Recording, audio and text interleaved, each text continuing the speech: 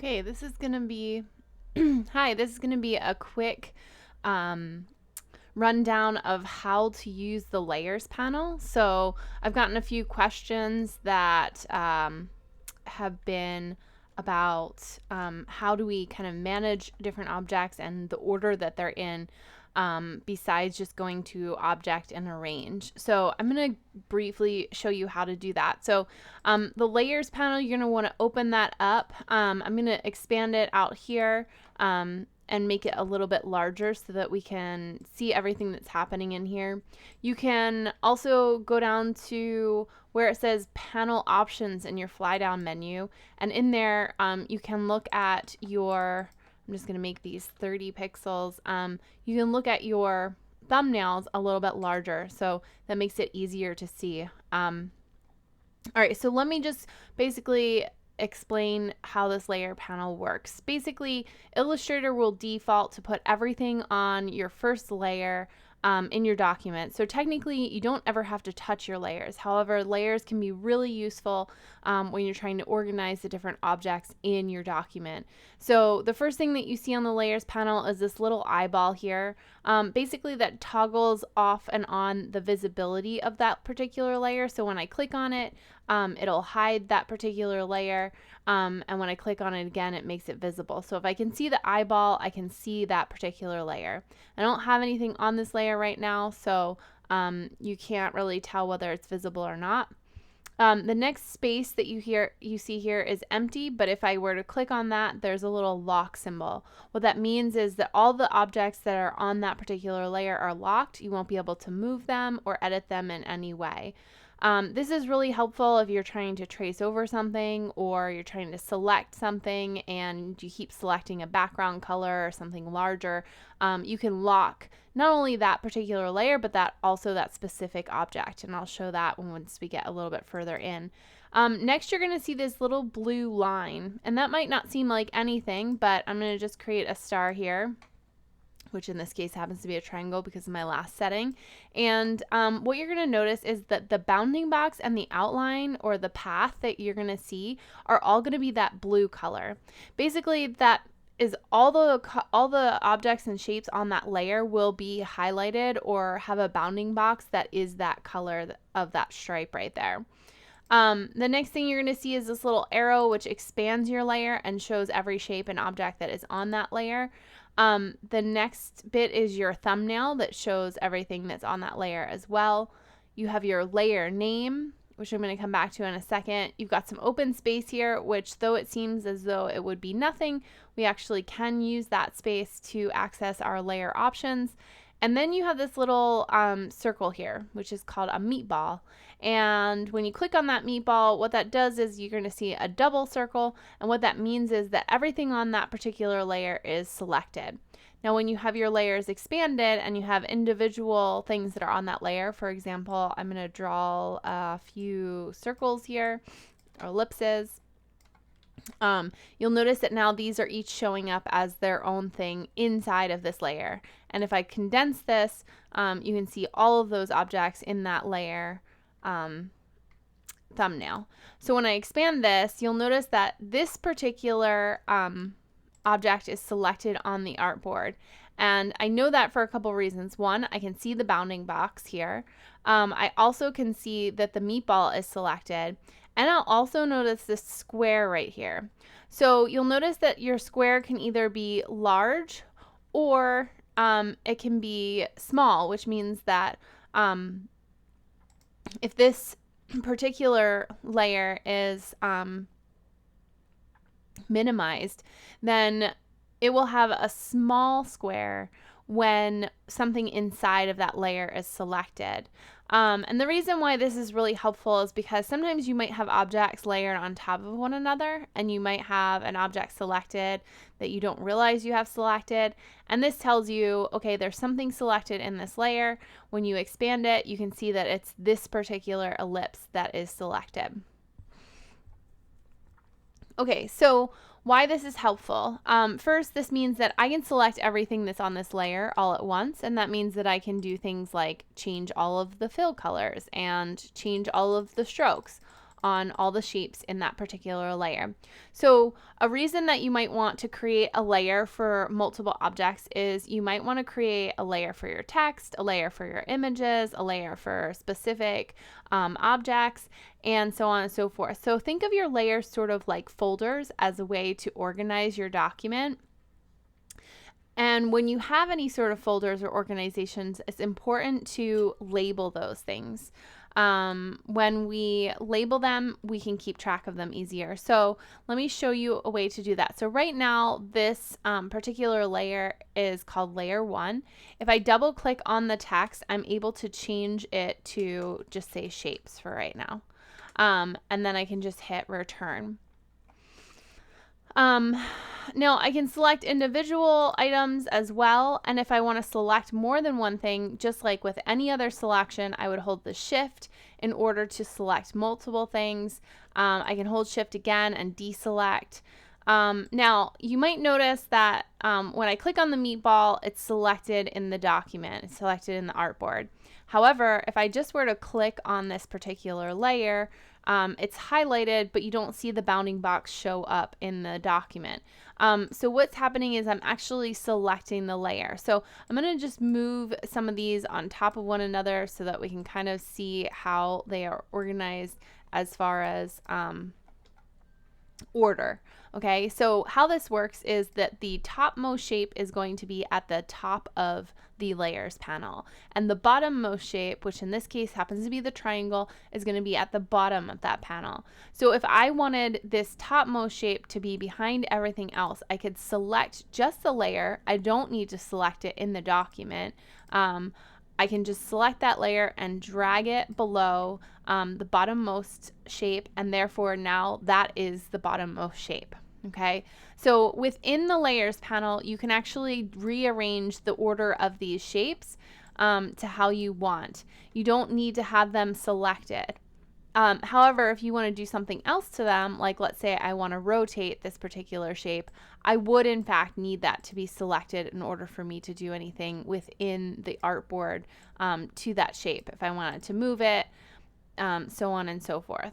Okay. However, if I want this to be in front of everything, I can just select that particular, that particular layer, drag it above, and now it will be in front. Okay. So that's how you can order those specific layers. Let's say I wanted to create a new layer with different shapes. Basically, I could click down here at the bottom. You're going to see a new symbol. And if you have a newer version of Adobe Illustrator, you're just going to see a square with a plus sign in it, and that's the new symbol. So this is going to allow me to create a new layer. You'll notice that that new layer is created on top of my old layer. So that means that everything that you create comes in above the last thing that you created. So what I'm going to do here is I'm going to change this to some turquoise shapes, maybe put a rectangle in there, and a polygon.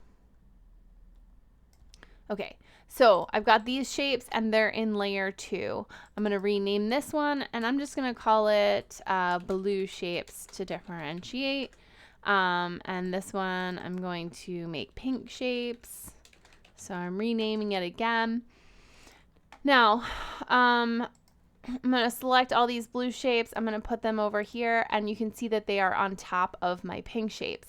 If I want my blue shapes to be below my pink shapes, all I have to do is click and drag that particular layer. You'll also notice that this layer with my blue shapes actually has red bounding box. So without even looking at my layers panel, by clicking on these shapes in my artboard, I can know that the blue shapes are actually in a different layer than the pink shapes because they have a different color bounding box. Okay, so now's where you can kind of get a little bit specific about your layers and how you want to organize them.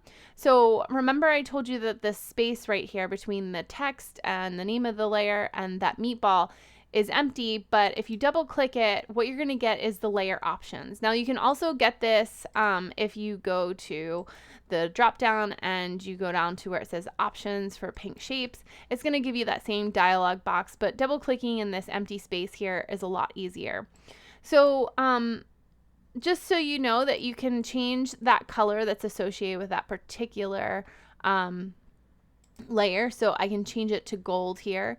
I can also lock the layer from here, which I showed you how to do that in the actual layers panel. You can stop it from printing, you can stop it from showing, and which is just your eyeball, also available in your layers panel. And then you also can stop it from showing up in your preview, which means that if you have a file and usually that file creates a little thumbnail image, this will not show up in that preview.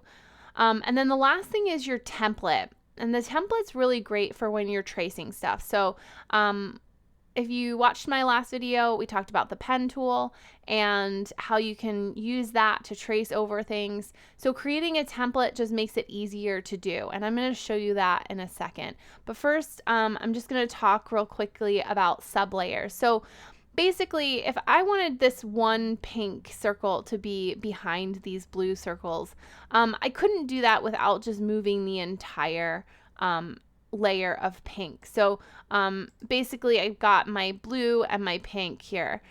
What I could do, however, is put this pink shapes inside of my blue shapes or vice versa and create what's called a sublayer. Okay, so now I've got this that I can just rename shapes altogether.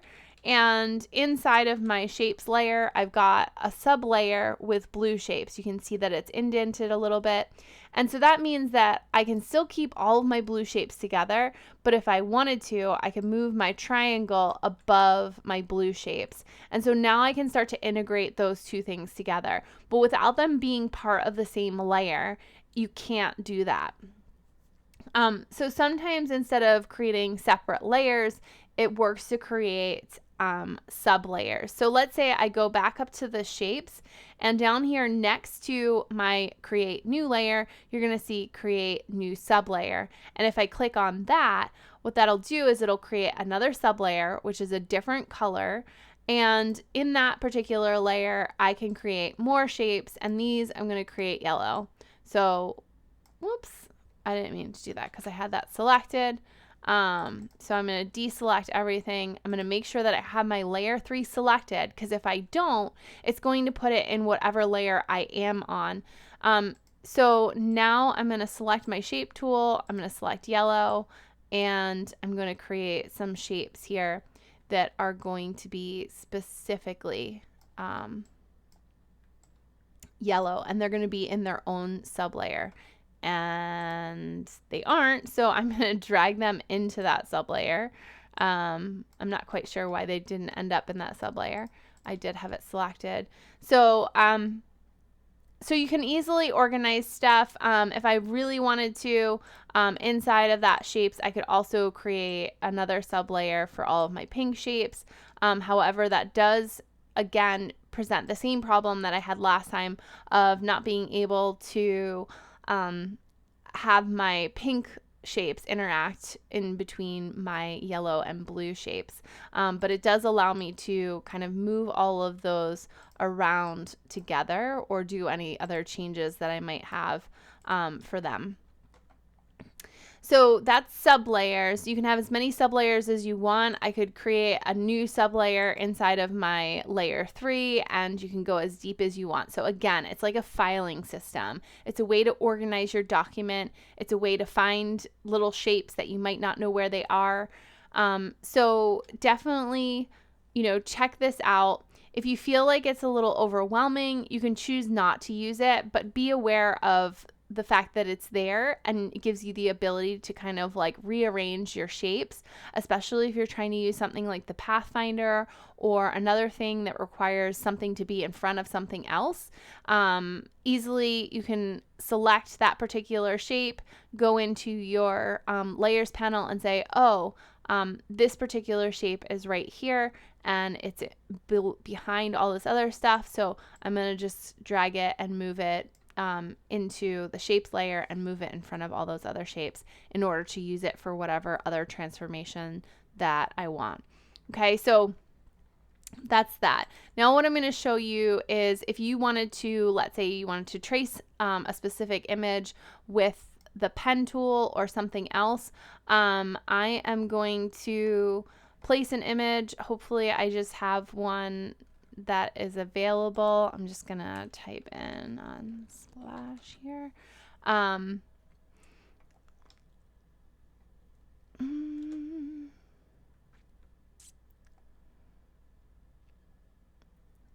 And let's see. Sure, we'll use this fish. So basically when you're placing a raster image into Illustrator, it's going to come up like this where it's attached to your cursor. You can either click one time, it's going to bring it in at full size, which when you're using a full size, like crazy resolution image like that, it's going to be a little bit too big. So now we have to go through this process again.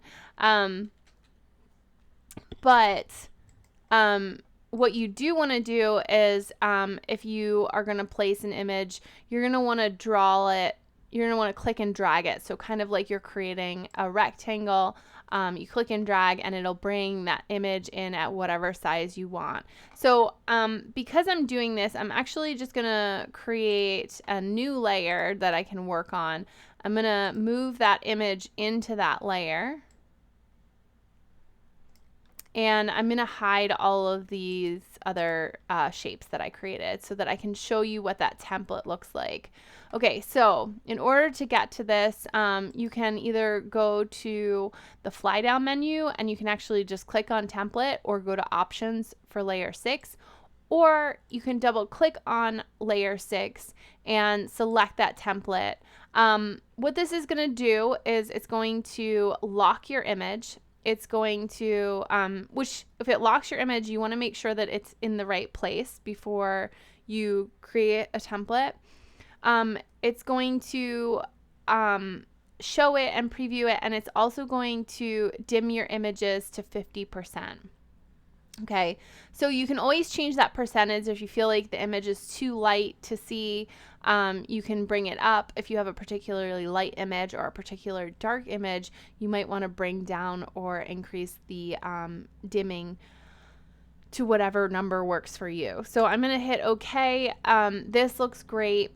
So what I'm doing here is the reason that I want this to be locked is because when I am drawing on it, I don't want to accidentally move the image. If you remember as a kid, if you did any of those tracing things or traced anything for that matter, if the image underneath moved, it was extremely frustrating and you kind of had to start all over. Now I want to bring it to your attention that right now I have this pencil with a little kind of no symbol. And that's because my other layer is invisible right now, so I can't draw on that. And this particular layer, which is my template layer, is locked, so I can't draw on that. So what I need to do is create a new layer, and that's going to be my drawing layer. So I'm going to just rename this original image, and I'm going to rename this drawing fish. And of course, always naming things is very personal, however you decide to organize things, but don't do like silly names that later you'll go back and be like, I have no idea what I was talking about, because it makes it way more complicated. So basically, I'm not going to do a super good job on this. I just want to kind of show you what this looks like. And let's try and change this here. If I were to kind of trace this, oh man, it's like hard because I want to do a good job, but I also want it to be quick for you. And maybe someday I'll get better at editing video and then I can just like fast forward through this part. Okay, we're gonna guess what this guy's tail looks like based on that tail, but I'm pretty sure it's a little bit like this maybe, or along something like that.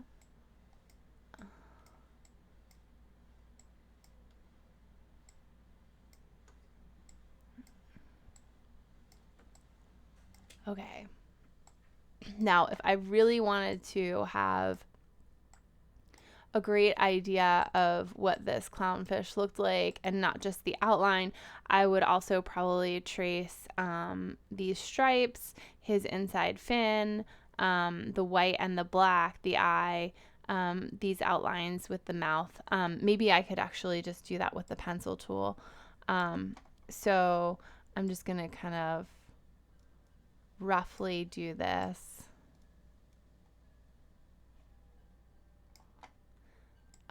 So that we have an idea of what this is going to look like. And he looks like he's snarling a little bit.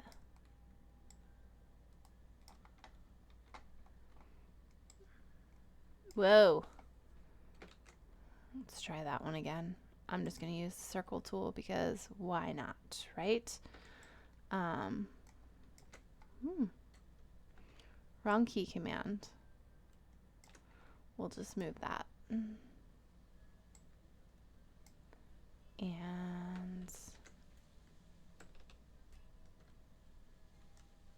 okay. So that's basically a general outline of this fish. And if I were to then hide my template, because notice here that this is a template because it's a little rectangle, looks kind of like a TV screen. If I hid that, then what I'm left with is my fish that's outlined. Okay, so this isn't the best version. I definitely could add a lot more detail, but I'm just kind of showing you how that template is really helpful, really works, and leaves you with a tracing that that you can then modify with any colors or anything like that that you want to do. And so that's how the template works with the layers panel. And hopefully this will help you to organize your document, get things in the right order. And just remember that whatever's at the top is in the front and whatever